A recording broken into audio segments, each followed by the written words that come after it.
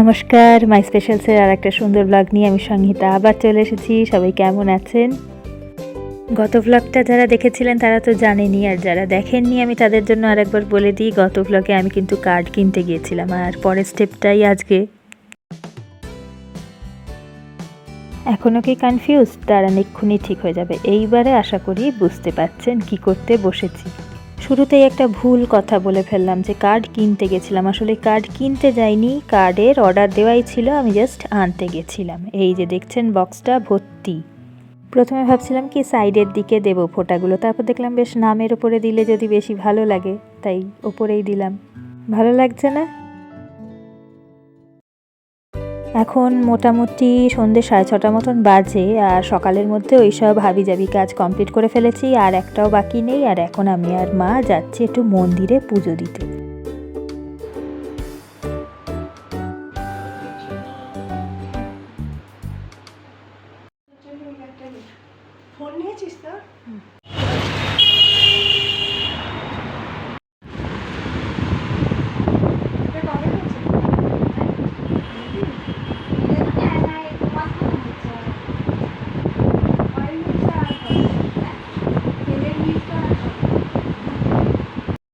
ওই যে ওখানে যে মিষ্টির দোকানটা দেখলেন না, ওটা আগে একটা সর্ষের তেলের মিল ছিল, তো তাই মা বলছিল যে উঠে গেল, মিলটা কাছে ছিল। তো যাই হোক, মিষ্টি টিষ্টি নেওয়া হয়ে গেছে। এখন চলুন আপনাদের আগে আমার এক স্যারের বাড়ি দেখাই। আমি যখন 11-12-এ পড়তাম তখন আমিও পড়তাম, বোনও পড়তো, আর একটু সামনে গেলেই পড়বে। দাঁড়ান, ইংলিশ পড়তে আসতাম।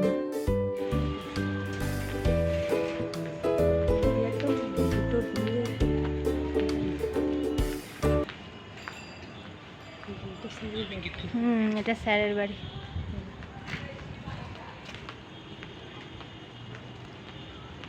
এই যে দেওয়ালটা দেখছেন, এটা হচ্ছে জাপান কনসুলেটের দেওয়াল শুরু হয়েছে। আর একটু গেলেই ডান দিকে হচ্ছে বলাইচাঁদ মুখোপাধ্যায় লেখক ছিলেন, ওনার ভাই অরবিন্দ মুখোপাধ্যায় অনেক পুরনো সিনেমা টিনেমা করেছে, মানে ডিরেকশন আর কি দিয়েছেন। তো ওনাদের বাড়ি একটু রাস্তার দিকে ওই ফুটে। ওনাদের বাড়িতেও একদিন যাবো নেমন্তন্ন করতে। তো মানে দাদুর মেয়ে যিনি, মানে অরবিন্দ মুখার্জিকে দাদু আর কি বলছি, তো অরবিন্দ মুখার্জি যিনি মেয়ে নাতনি এরা সবাই আমার মায়ের স্টুডেন্ট ছিল আর কি, অঙ্ক করতো মায়ের কাছে। আমার বিয়ের সময়ও একই রকম হয়েছিল। প্রথম যে কার্ডটা দিয়ে নিমন্ত্রণ শুরু করা আর কি, সেটা সবার আগে ঠাকুরের পায়ে একটু ছুঁইয়ে পুজো দিয়ে, মানে ওই আর কি একটা ভালো কাজ করার আগে ভগবানের আশীর্বাদ নিয়ে। আজ যদি তাড়াতাড়ি হয়ে যায় মন্দিরে পুজো টুজো, তাহলে আমরা চলে যাব বেহালার দিকে কয়েকটা নিমন্ত্রণ করতে। মানে আমার বাবার জ্যাঠার সাইডের কয়েকটা নিমন্ত্রণ ওই দিকে যেতে হবে, বেহালার দিকে। তো ওইগুলো কমপ্লিট করে নেবো, কিন্তু সেটা কিন্তু এই ব্লগে আমি ছাড়ছি না, সেটার জন্য একটু অপেক্ষা করতে হবে পরের ব্লগের জন্য। এখন তো এখানে কত আলো, দোকান, কত কিছু হয়ে গেছে। একটা টাইম ছিল, আমি 8-এ না 9-এ বোধহয় তখন পড়তাম, ঠিক রাত্রি 9টা না 10টার সময় ফিরতাম, মনে নেই এক্স্যাক্টলি কটায়। মানে ওই রকমই রাত্রির বেলা, শীতকাল, অন্ধকার, অটো থেকে ঠিক এইখানে নামতাম।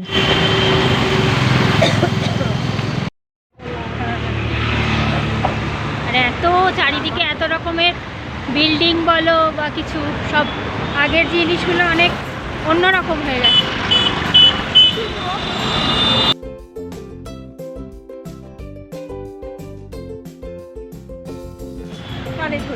কথা বলি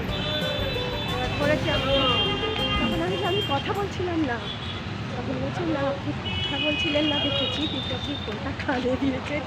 এই রে, দেখেছো মা কানে ফোন দিয়ে হাঁটছিল বলে কথাও বলেনি, তাও পুলিশে ধরেছিল নাকি। যাই হোক, কথা বলতে বলতে চলে এসেছি মন্দিরের গেটের সামনে। চলুন এবার ভেতরে ঢুকি। ভেতরে বোধহয় আমাকে ভিডিও করতে দেবে না মনে হয়, দেখি চলুন যদি দেয়।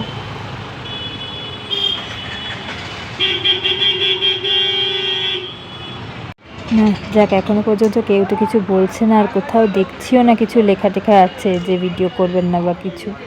তো যাই হোক, চলুন একটুখানি তুলে নিই অল্প করে, তারপর যদি না তুলতে দেয় বা কোথাও দেখি বারণ আছে তাহলে না হয় তুলব না। আগে যখন খুব ছোট ছিলাম হালকা হালকা মনে পড়ে সেই ঠাকুমা কাকিমা সব শিবরাত্রির সময়, শিবরাত্রির দিন সেই আসতো এখানে শিবের মাথায় জল ঢালতে।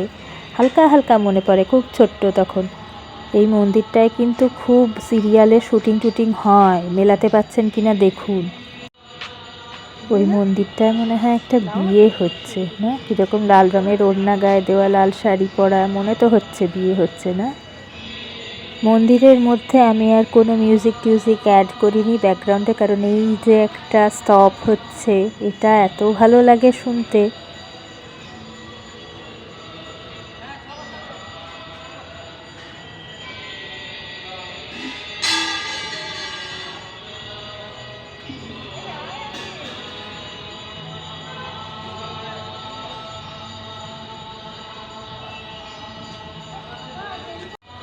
এই সময়টাও খুব সুন্দর লাগে, আর ভোরের দিকে একদম ভোরবেলা যদি কখনো আসেন এখানে খুব ভালো লাগে, ভীষণ একটা অন্য রকমের পরিবেশ।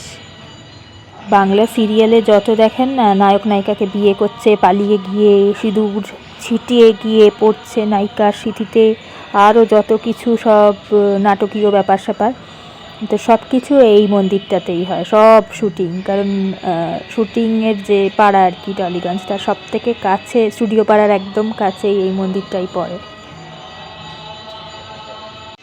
মা ঢুকেছে পুজো দিতে, আমি আর ঢুকলাম না, আবার চটি টটি খুলে ঢুকতে হবে, যেতে হবে ওখানে, আবার চটি খোলো, আবার যাওয়ার, আমার এমন একটা চটি সে খুলতে পড়তে 1 ঘন্টা লেগে যায়। আগে এখানে আবার সন্ধেবেলা কি সুন্দর সেই বাণী টানি হয় না, ঠাকুরের বাণী বলে, এইসবও হতো, দেখতাম সাইডের দিকে বসে একজন অনেক বোঝাচ্ছে সব ভক্তদের কত কিছু। যাই হোক, দেখি মায়ের কতক্ষণ লাগে, তারপরে বেরোবো আস্তে সুস্তে, এখন একটুখানি চুপচাপ দাঁড়াই। আজকের ব্লগটা তাহলে আর বেশি দূর টানছি না, এখানেই শেষ করছি। তবে আমাদের কাজ কিন্তু আজকের এখনও শেষ হয়নি, এখন যাবো বেহালাতে নিমন্ত্রণ সারতে। তো সেই ব্লগটা দেখতে গেলে নেক্সট ব্লগটা মিস করা চলবে না। কেমন লাগছে অবশ্যই জানাবেন, ভালো থাকবেন, সুস্থ থাকবেন, আনন্দে থাকবেন, সবাইকে ভালো রাখবেন, নিজের খেয়াল অবশ্যই রাখবেন। খুব শিগগিরই আর একটা সুন্দর ব্লগ নিয়ে দেখা হচ্ছে।